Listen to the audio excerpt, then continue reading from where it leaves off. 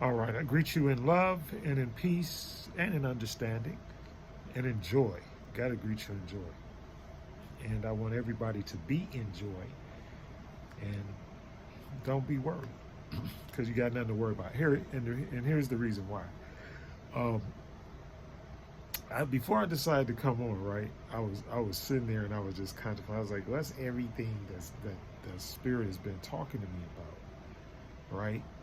And so, and then I was like thinking too, like what's the like the common denominator to everything, like that's going on in this, as people in the church say, in this dispensation or whatever you want to call it. But at this moment in time, you have to realize that we're going um, into the new, the new age, and you have to be cognizant of that. And that's all, And but all of this back and forth bickering about witchcraft and the occult and all of that stuff. That stuff, that's every religion. That's what it is. Religion is nothing but a group way, a group effort, or a multiple group of people deciding that they're going to have some type of methodology towards the way that they venerate, worship, praise, etc. their God. And there are literally that. Why do you think that even when they talk, and I go to the Bible, not because I want you to go to the Bible. I go to the Bible because I know it inside and out. And the fact of the matter is that everything that's in there, what it is, it's like it's like you remix a song, or say this, like you're a DJ. Like I look at it, I'm a DJ, so I look at it from the standpoint of, okay, when I'm putting together a set, like how is my set gonna, what's the progress gonna be? What's the ebb and flow, the vibration, all of that in my set, and how do I want people to feel about my set? And that's the same thing religion is. And see, because that's why there's so many. And so once again, number one, there are 9 billion people on the planet. And then number two,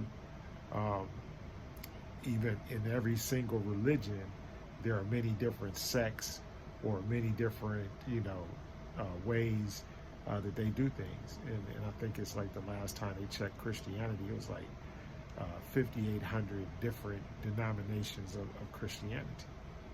And so, but all of it goes back to the same rudimentary things. If you go and you take your time and you study, and that's why I say, because everybody just wants everything to be microwave, and everything is becoming easier and easier with AI, artificial intelligence, and the search. At first it was just search engines and all this kind of stuff. Because you got to remember where I'm coming from. When we were younger, the only thing that we had was the library, the Dewey Decimal System, all of that kind of stuff. So now you got stuff that's instantaneously at your fingertip. But the problem is it the right information? And all of these people that act like, things aren't that, oh, well, they're not doing it, Look, let me explain something to you. They even changed the calendar and everything to take us out of our flow. Because we don't operate the way they operate. They not like us.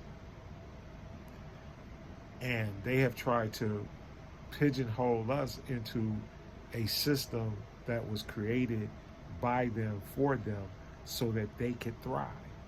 It has nothing to do with anybody but them, period. And so all of these people that are running around thinking, and then we have this strange complex, like we got to get their approval, or we got to know what's going on, or this, that, and the other. We don't have to.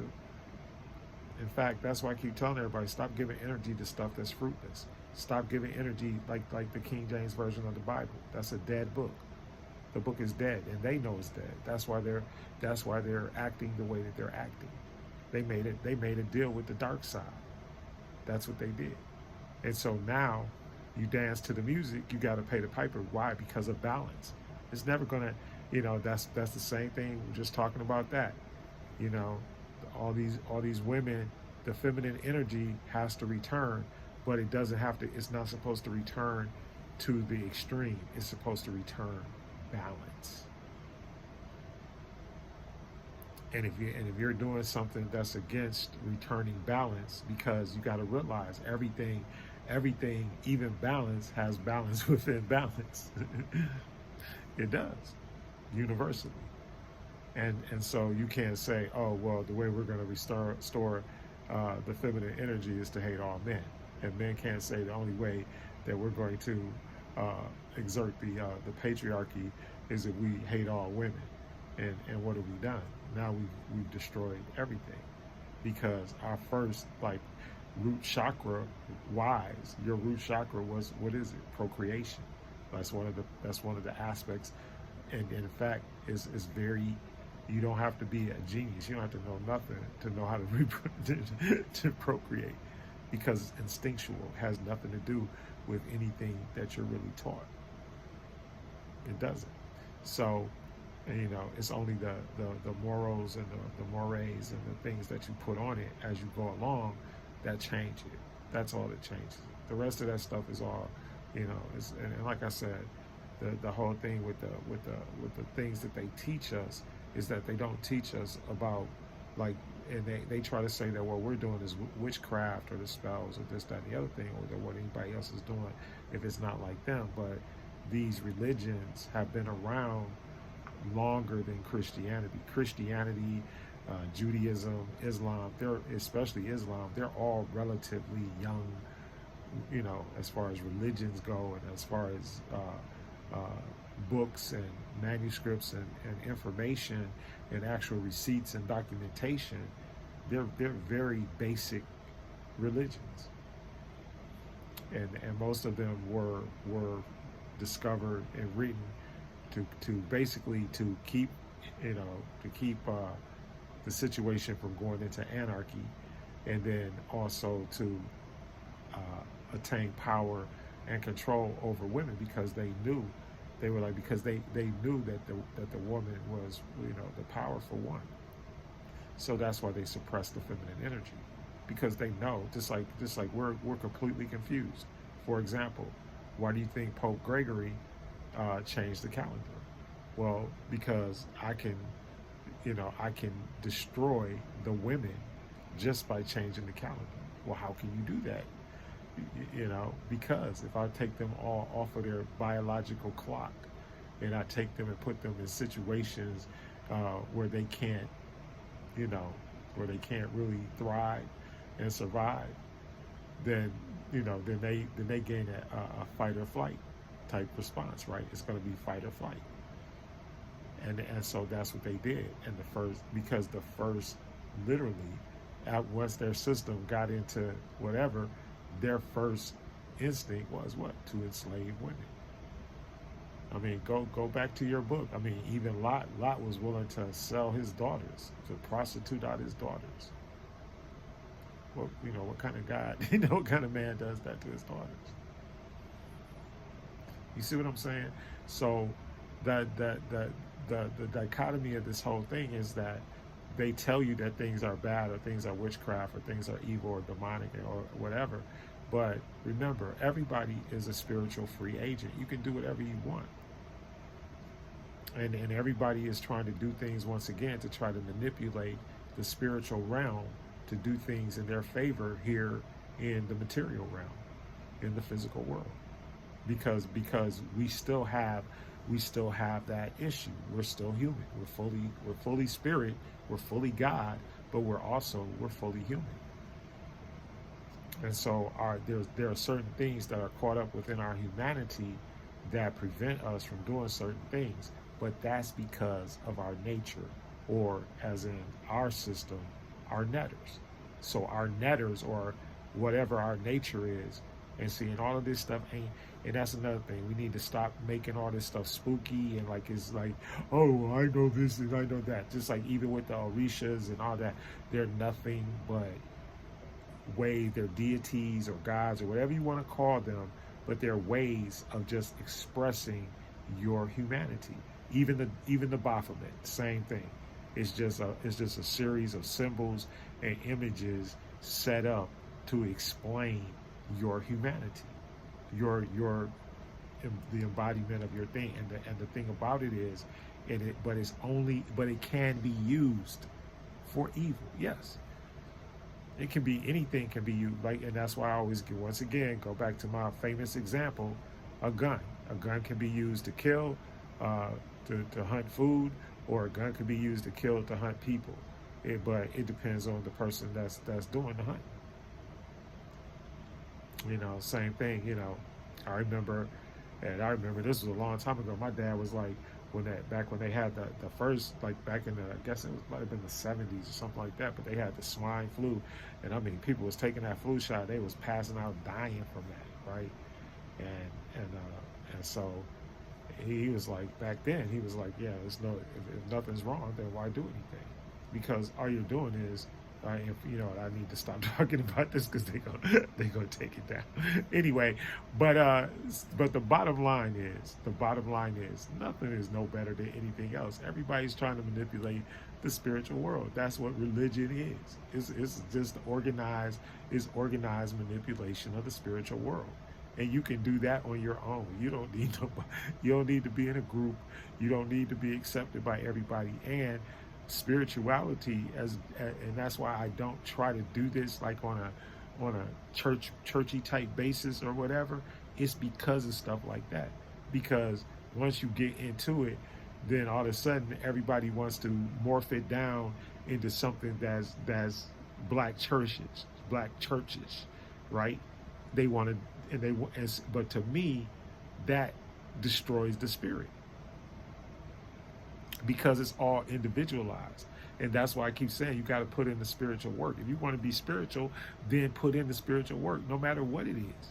Because that's the same thing even in whatever religion you're in. Because most people, the problem is that most people are not putting in spiritual work.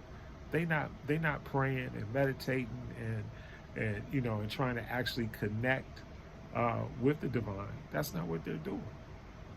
And I'm not saying this to put anybody down and just say that I'm better than anybody or anything like that, because I am not. I'm just the same as anybody else.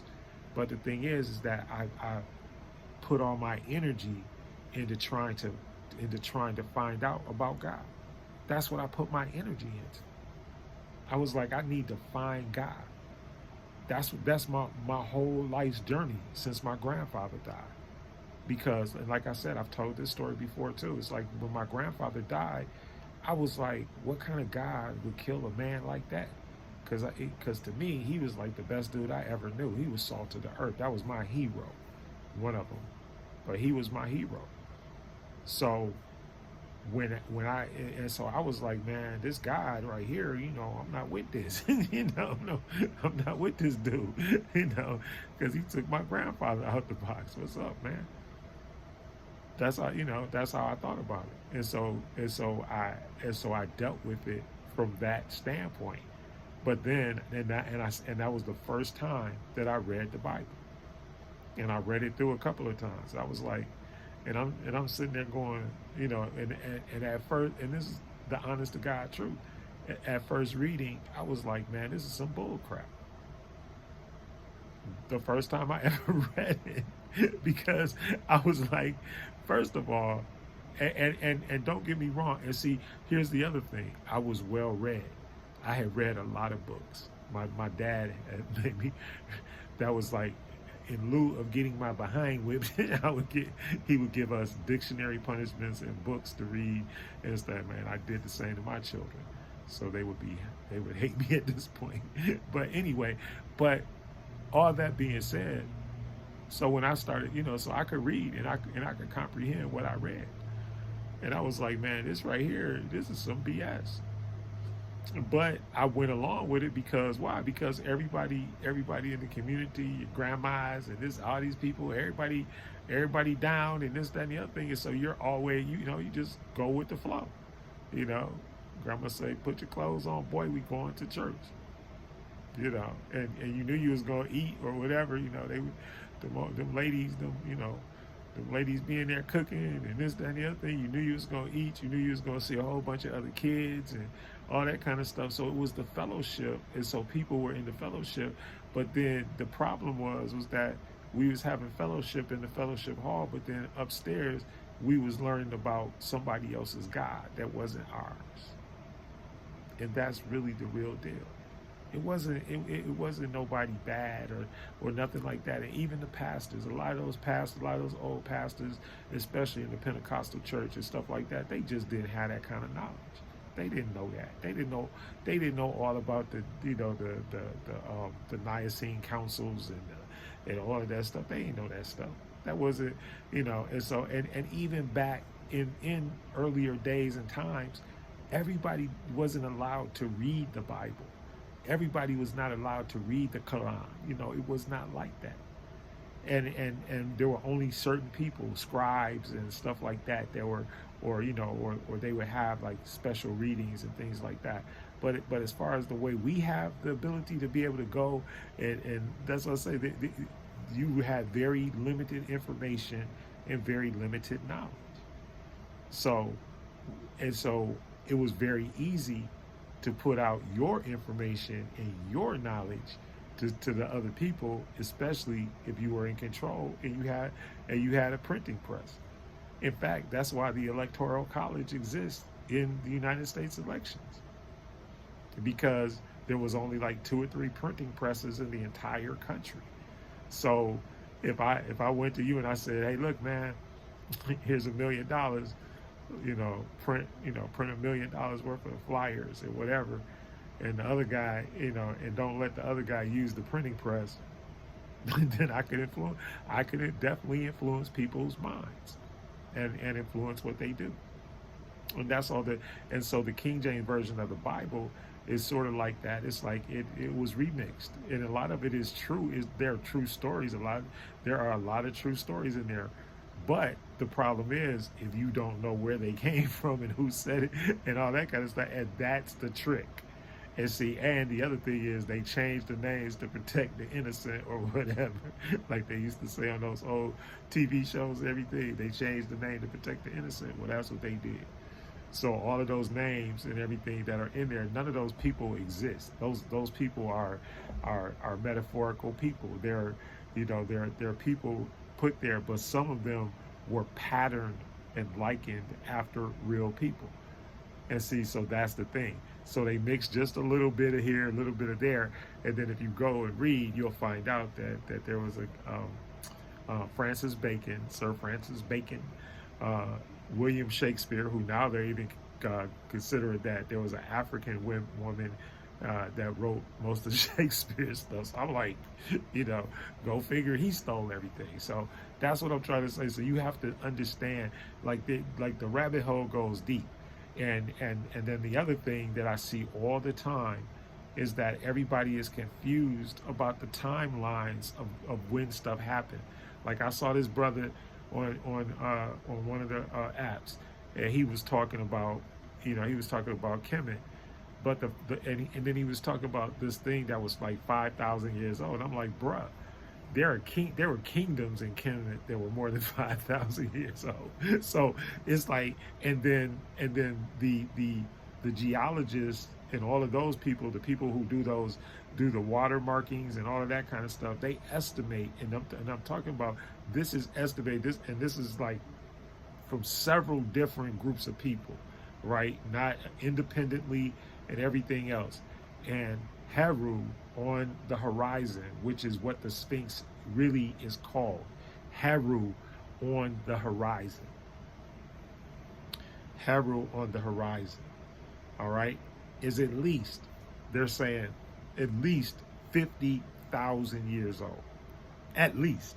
And they're saying that's on a conservative low side. So it's stuff like that you got to realize. So when they tell you these stories, like a lot of people are so confused by the timeline because number one, we're not even on the right day, and we don't have a clue. We don't because, like I said, they switched the calendar. How does that affect us? Like I said, because they take our women off. Women are their cycle, everything else wasn't controlled by the moon. So if I throw you off, or if I have everything falling on the right time, on the wrong time, or if I'm making you work in this time, or you are supposed to be, whatever, just like, and even during the winter, just like women, black women should be sleeping. They should be resting, for real. Because that's the way they're made. So when you take them out of their nature and take them out of their element, and then y'all mad and stuff, just like I tried to tell people the other day, and I finally realized this when I was in my younger days. I didn't realize how much things were affected by the moon cycles and everything like that, because I wasn't well studied, and I wasn't well aware. But just like even when a lot of these people, when they have flare-ups and everything like that, the reason is because they're emotional because of moon cycles and everything else.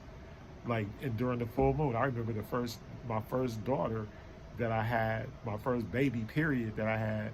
I love you back. But the first, my first baby, she came on the full moon.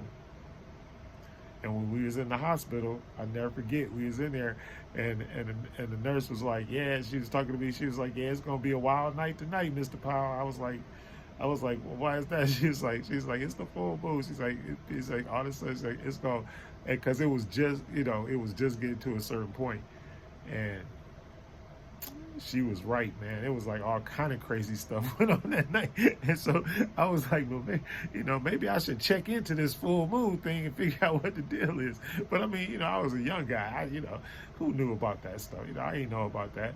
And so then later on down the road, you start to realize that once you understand, like what's going on. That's why what I tell people about, like, they say, well, you're a simp or whatever. Yeah, I'm a simp. Whatever my wife wants, I'm gonna try to do if I can, because I understand that that's where my bread is buttered. So I don't care. Y'all can say what y'all want, and that's how you should feel. And the other thing is, all of the relationships that they have us in are low vibrational, low chakra relationships. Even the heart chakra. Look, even the heart chakra can be fooled. Even your heart chakra can be fooled. Because why? Because we have emotions. We're not just, that's why I say we're human. We're spirit, but we're human too. So and so each one of those things has a thing attached to it. But if we operated within our own nature, we thrive. And that's what they don't want. If you let us all like be healthy, that's why you think they don't want universal health care. A whole bunch of healthy people, and they're like, well, we ain't gonna do that for them. We're gonna take everything and blast off on a rocket ship and go to Mars. It's like, really? It's like y'all just gonna mess this planet up and then roll off to another planet, colonize it, and live there. And then y'all done tried to blast 9 rockets out the atmosphere and ain't got one outside the atmosphere. And that brings up my last point, and I'm get off of here. And the last point is that the reason why they just haven't completely annihilated us is because they can't reach the Akashic records. That's it. If they could reach the Akashic records, they would have blown this planet up probably a long time ago. Because they crazy, right? For real. Remember that movie Hidden Figures? And I tell people, I talk about this all the time too. That movie Hidden Figures, the reason why that was important, and the reason why they made a movie to venerate those ladies, like to give them their props and everything, was because they knew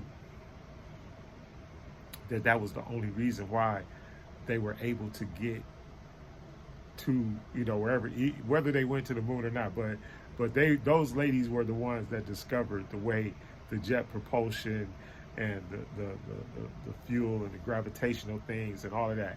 They were the ones who did it, those black women. So I guess, and I guess if our current president would not have been president, they probably would have never made that movie. But let me tell you something. That is a fact. Even we got this guy, and it's funny to me because there's this guy on TikTok. Like I go, and he's on there, and he's like asking the Akashic records like stuff. And I'm like, yo, man, it's like, it's a to ask an AI about the Akashic records. I'm like, if AI can go up there, then they can just get rid of everybody. But only melanated people. And I'm not trying to look. I'm not trying to be anything. All I'm trying to tell you is that only melanated people can reach that realm. So far, and maybe. And I don't know what Nikolai Tesla, I don't know what his, Nikolai was, I don't know what his, but he was able to reach it. And I think, what's the other guy? But he was like, I can't think of the physicist, but there might have been, I don't know. But those, as far as white folks in the entire and I hate saying that because I realize also as being a Kemetic priest, right, as being a practicer of Kemetic spirituality, I realize is that the principles in Kemetic spirituality are not black and white. They're not red or blue. They work for anybody that has a soul. It'll work for you. So if you think you got a soul, it'll work for you. And I think maybe even if you don't have a soul, it'll probably get you one. That's all I'm saying, because I just believe in it more than any other thing that I ever came across, and I've studied a lot of stuff. So, yeah, to me, because it's like to me, it's like going back as close to the original as I can, and then doing the same things that the original people who developed these spiritual systems. And me and my sister, we talk about that all the time. I believe that if you have the Tibetan Book of the Dead, the Egyptian Book of the Dead, and she always says the autobiography of Yogananda. But, okay, so if you have those three books, I think you got the foundation to pretty much do everything. And once again, that goes back to the thing. And I even saw somebody online too talking about the divinity of the Messiah or whatever. And I was laughing because, the person that they quote unquote call Jesus or whatever, he has the abilities of a Tibetan monk. Tibetan monks can, to this day, can still do the stuff that, and so they think it's like this fantabulous thing that's going on, but that's not even it. It's just like that's their natural occurring thing because of their spirituality. Like they're sitting up there meditating, all day, and doing all kinds of other, spiritual practices. So they're actually practicing spirituality, and they're actually getting closer and closer and closer to the divine. Because the ultimate thing is, even within enlightenment, the ultimate thing with enlightenment is like, where's your crown chakra? Your crown chakra is not even in your body. And and the other thing is, no matter whether you want to get the crown chakra or not, you're gonna leave your body. So you might as well learn how to do it beforehand. That's what it is. That's really what enlightenment is. To understand your own personal self and your own personal consciousness. That's it. Ain't that? It's not that, and it's not spooky or nothing like that. It ain't spooky. Just get to know you. Spend some time with you. Be still and know that you are God.